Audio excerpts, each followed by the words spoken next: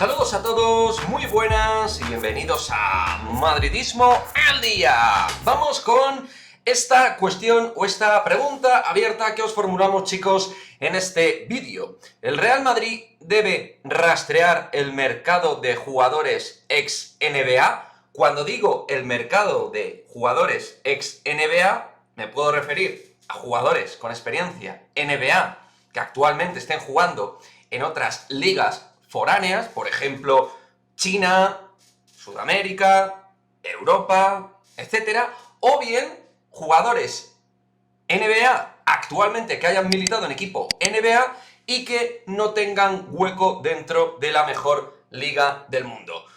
Y esto lo digo porque, bueno, estamos viendo algunos movimientos de impacto por parte de equipos top dentro de Euroliga, como pueden ser Panathinaikos o CSKA de Moscú, que ya sabéis, en el caso del Panathinaikos ha fichado a Yogi Ferrell, al base norteamericano, y por otra parte, el CSKA se ha hecho cargo de los servicios a modo temporal de Kenneth Faried, aunque la idea, al margen de sustituir a Milutinov, que ya sabéis, no se sabe exactamente para cuánto tiempo va a estar lesionado, la idea de Itudis sería quedarse con el propio Kenneth Faried en caso de que dé un buen rendimiento.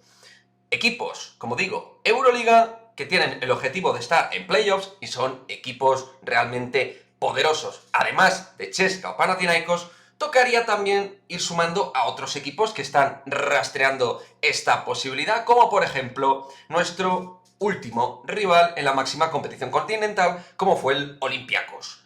Pues bien, por supuesto que irán saliendo descartes interesantes, o jugadores de calado, como digo, que puedan sumar calidad y talento a equipos tops. Pero es verdad que, sinceramente, siendo francos, el Real Madrid parece estar ahora mismo al menos muy perfilado, y encajar una pieza más no parece nada sencillo.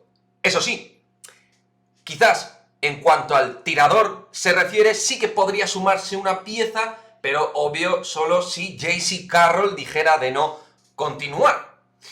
Por su parte, el Real Madrid, por lo tanto, ¿debe mirar alguna opción real que mejore al equipo? Como digo, yo lo veo bastante inviable por estructura y modo de plantilla que tenemos ahora mismo. Como digo, J.C. Carroll no se descarta ni mucho menos que vuelva, sigue apareciendo en la web del club y está también con la idea de que juegue Euroliga, y luego también hay plena confianza tanto en Anthony Randolph como en Trey Tompkins, que recordamos al final pues sí que han tenido lesiones importantes, pero que son jugadores con experiencia, con calidad y que desde luego, estando en buenas condiciones, van a poder sumar talento y calidad al Real Madrid de Pablo Laso.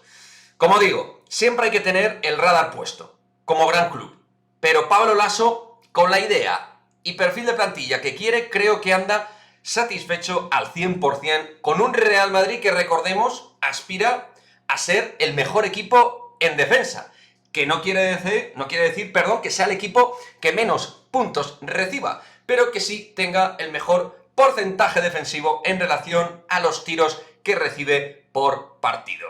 Y confía aún, desde luego, en el talento y en la calidad de sus tiradores, de sus escoltas, aleros y bases. Jugadores como Thomas Hurtel, Rudy Fernández, Sergio Llull, Fabián Coser, etcétera, etcétera, etcétera.